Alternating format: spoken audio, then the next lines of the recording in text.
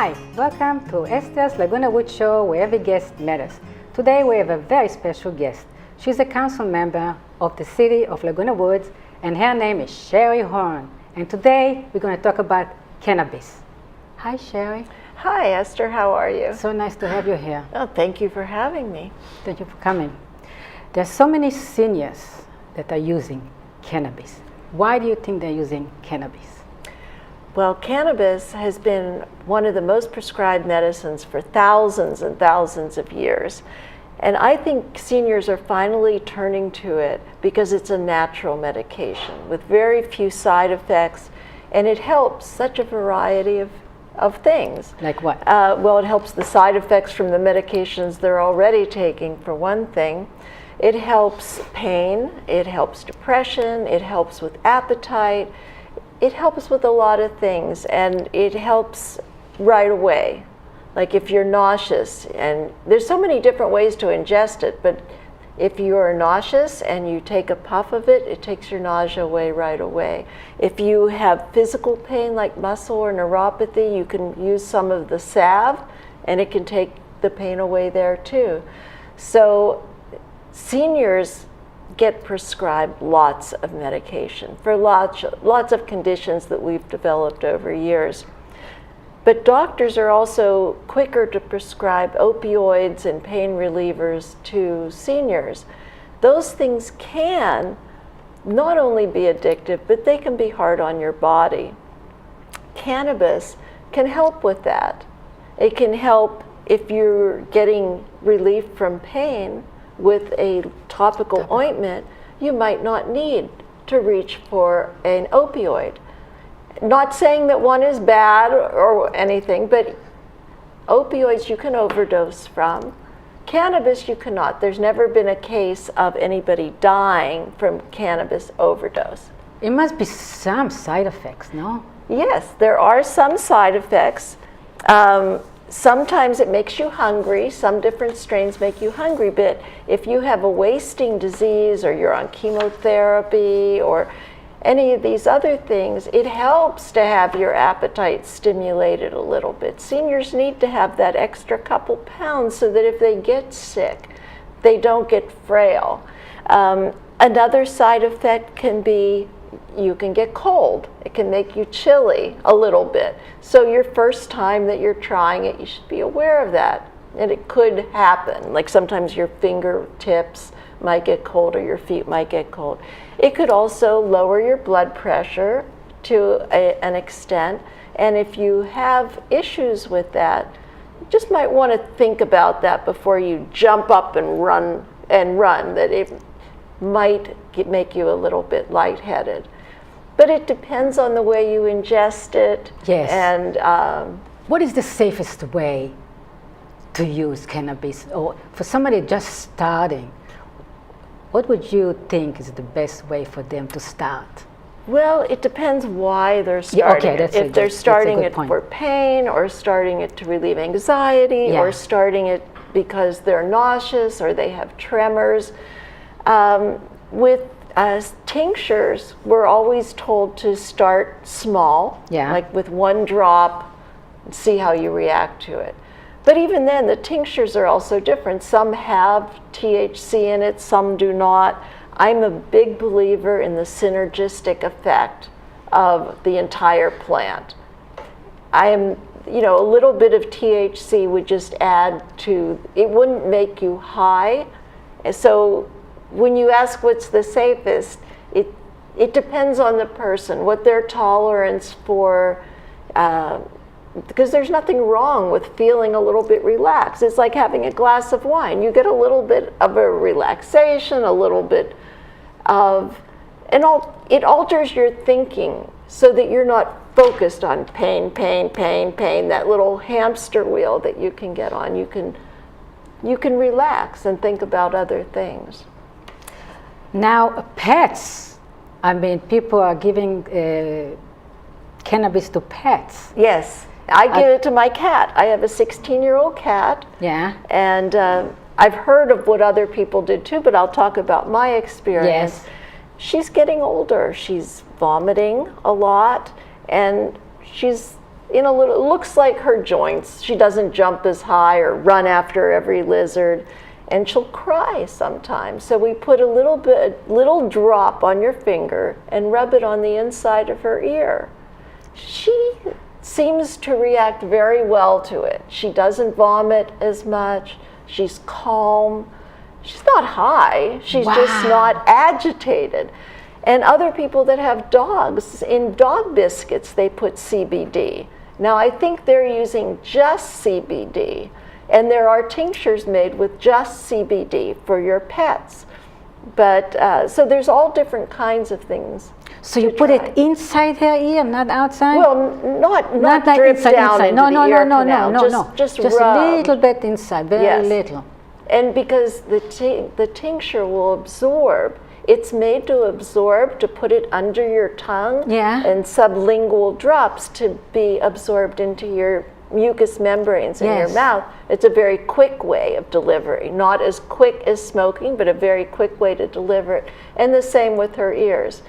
She doesn't like to take pills. Did you ever try to put it in her little mouth? No, that causes her more stress. I'm trying to take away her stress. Yes, you just thinking, that's funny. Yeah, so just on the outer, on the inside of the top part of her ear. And you can tell, how long does it take to get it into effect? For her. For her, instantly. Really? She calms down right away. Yeah, if she's running around, jumping on everything and crying, and we put a little bit on her ear, she calms down and goes to sleep. You could tell the difference? Yes. Wow. And she eats good. That makes me feel good. So how often should somebody do that for a cat? A pet? Well, we've been doing it once a day. If she displayed symptoms, if she seemed agitated or wasn't eating or was vomiting a lot in the morning, I would give her some in the morning too. I'm not afraid of giving her the CBD since there's nothing that can happen. In fact, taking CBD has been used if you take an edible. Often when you're new to this, you say, "Oh, a brownie," and you eat the whole thing. Often some of these brownies have way more than your personal system is accustomed to. And I've heard, I don't know, I never had to try it yet, that CBD will bring you down from too much THC. Really? They make CBD water and CBD drops and CBD everything, but they advise it that if you're taking your cannabis at night for the euphoric effect, not to take the CBD at night because, then it will cut it. Wow, really? Yeah, so if you're going to take pure CBD for your health, take it in the morning. Wow. And then you can buy it now in markets too? Yes. Yes, you can get it locally in like natural food markets, like in Mother's. They have the salves and tinctures with no THC. Now, I've been told that if your salve or your tincture does not have THC, it won't be effective. Yeah. People swear that, but I've had both at the same time, a topical with THC and a topical for mothers without THC, and there was no difference in the pain relief. The minute we put it on, it helped. So maybe there's some kinds of pains that doesn't help. Maybe it's a different kind of CBD. It's said that CBD from the hemp plant, not from the cannabis plant, doesn't have any effect, but I have not found a topical that doesn't help me yet, no matter what it's made of. If it's a CBD oil topical, it helps. Okay, so can you grow in California plants, cannabis plants? Can you grow? You can, but different cities in California treat it differently. In our city, you're permitted to grow cannabis on your balconies. How many? Up to 6 plants or up to 15 if you're a caregiver. Wow. So it's not that easy for seniors to grow though, because you're standing up and bending down, and it So they can put it on top, yes, no? it could. It grows very tall.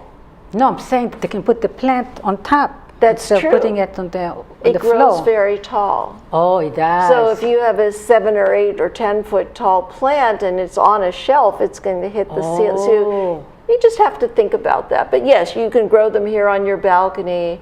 Do they need, I mean, can they just have a sun, or they need lights, special lights? The more light the plant has, the longer it will take to flower. So if you put on, let's say, if you're growing it indoors and you put on 24-hour light, it won't flower until you cut back the light, because it's like a natural cycle. And the longer it takes to flower, presumably, the stronger it gets. Oh. Yeah. So you can, if you're growing it by artificial light, you can determine everything. You can determine when it flowers, how high it gets, everything. You can determine the temperature of the soil, and you can put in worms or worm castings. There's a lot of different things that you can do when you're growing cannabis.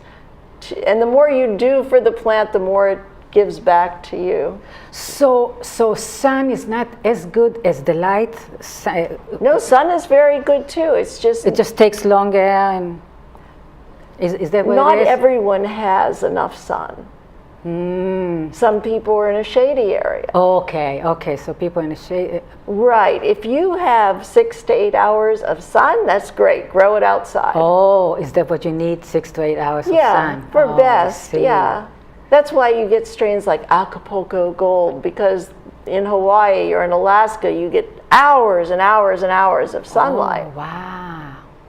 So what is better to have, male or female? Female. Why? The male plant people usually just kill because it could pollinate the female.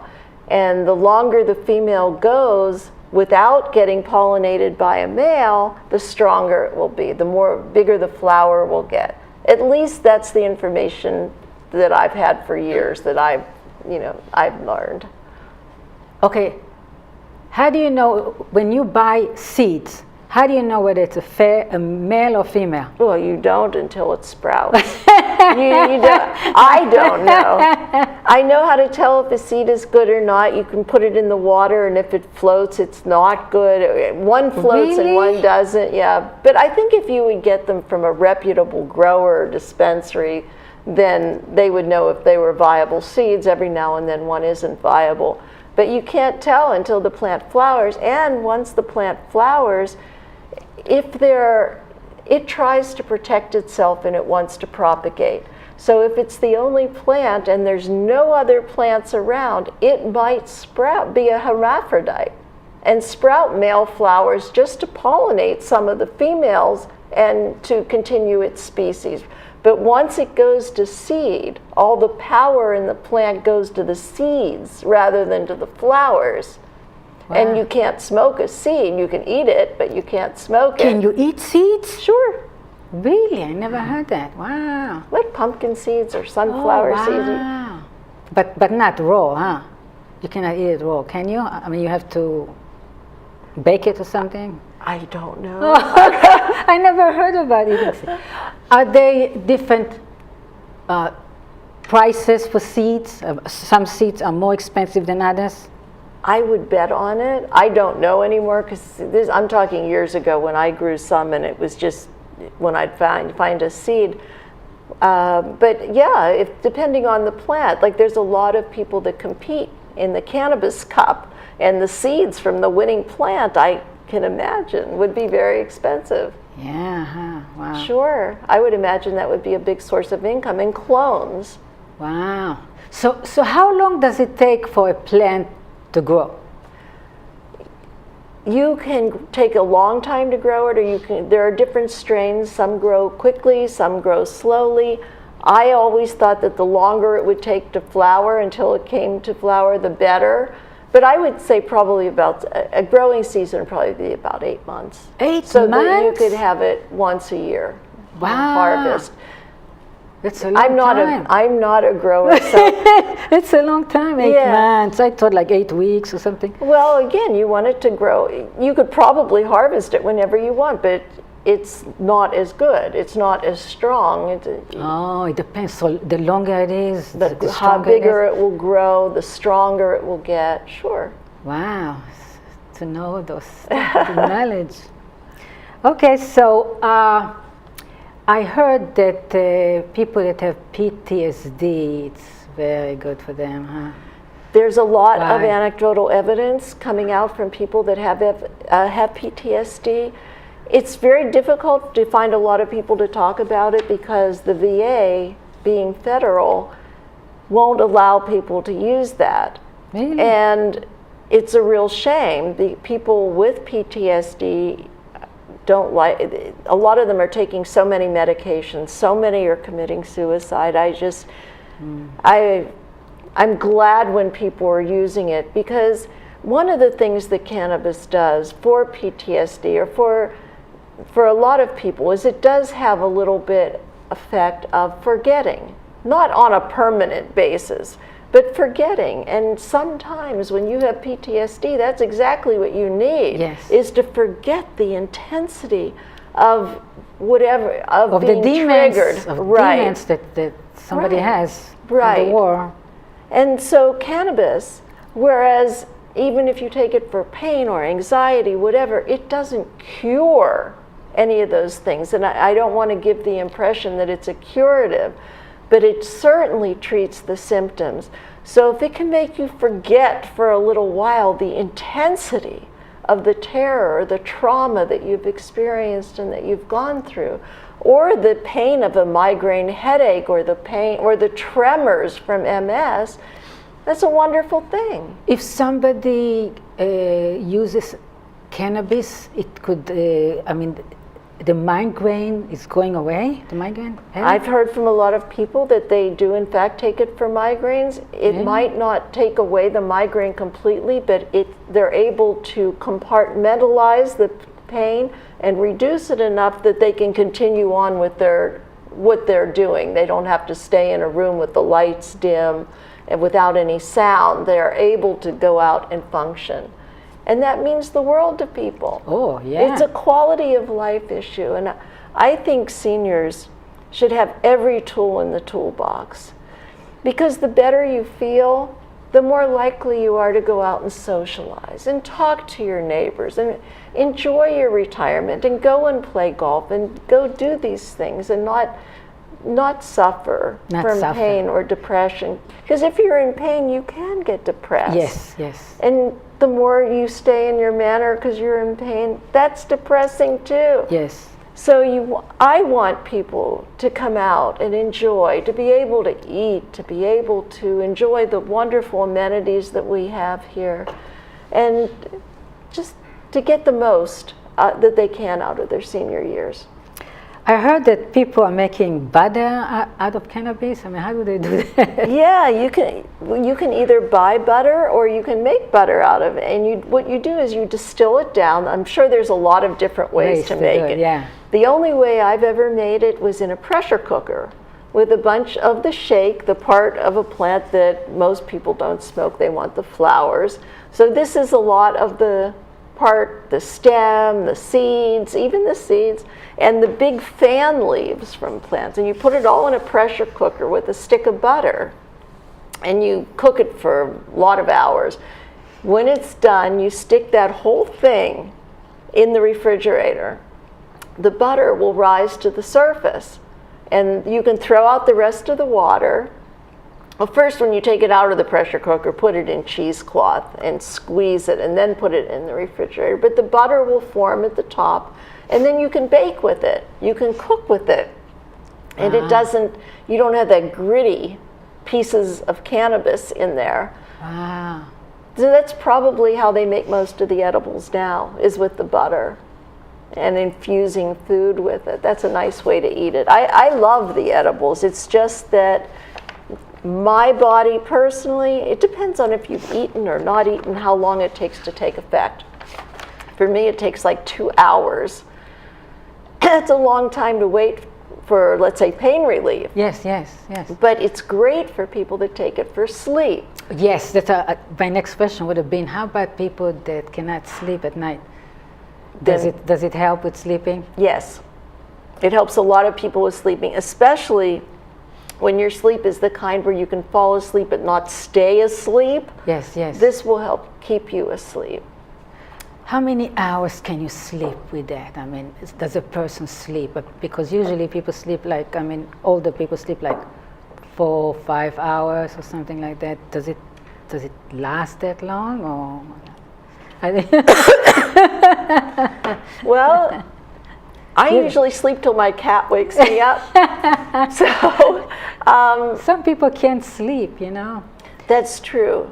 And I don't know whether it would restore your own natural sleep or whether it would extend it beyond that. But I would say if you usually sleep 6 hours, that it would give you a full night's sleep. It's better than taking pills, huh? Yes. Some people Yes. take pills to sleep. And So- I'm not saying pills are bad. No. Excuse me. But I guess the cannabis is not a physical, addictive type of thing, huh? Right, and there's other things that are so beneficial from the plant. There's like 400 different things in it, not just CBD or THC, but there's CBN, CBG, CBC, all these different things that they're finding out. THC. I saw the other day about CBT. It's like the longer the plant is out there, I mean, cut off, it gets to be CBT. That's what I read. I don't know.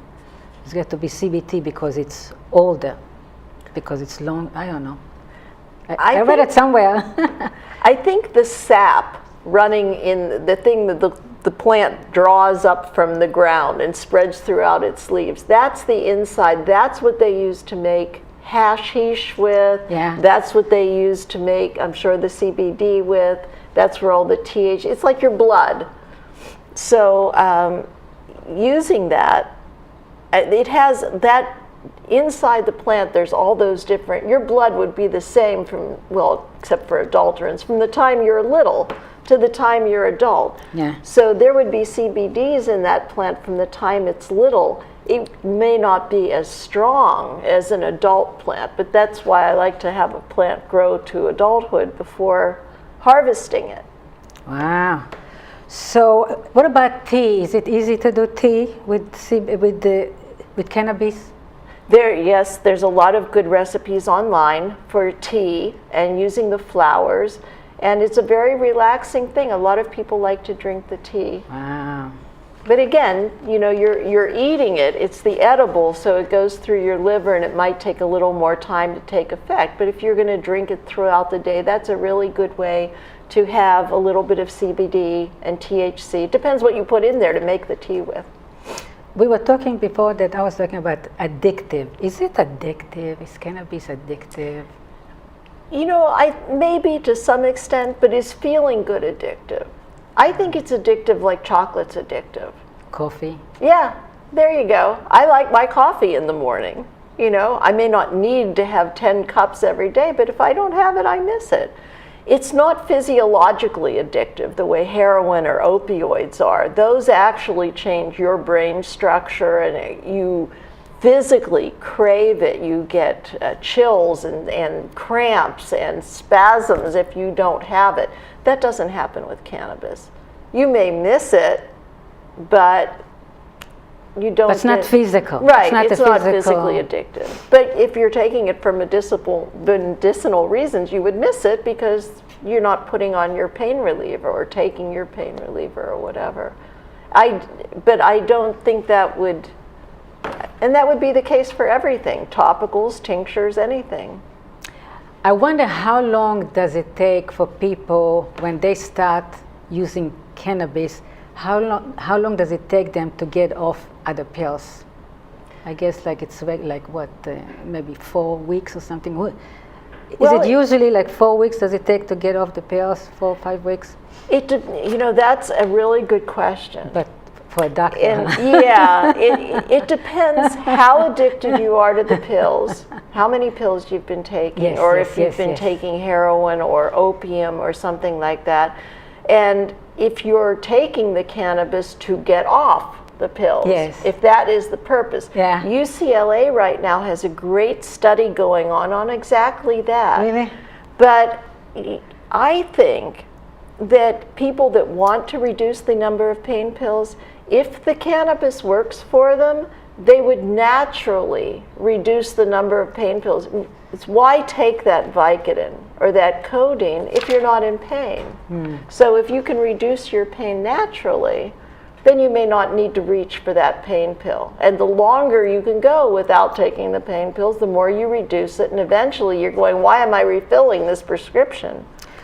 What are some of the misconceptions about cannabis?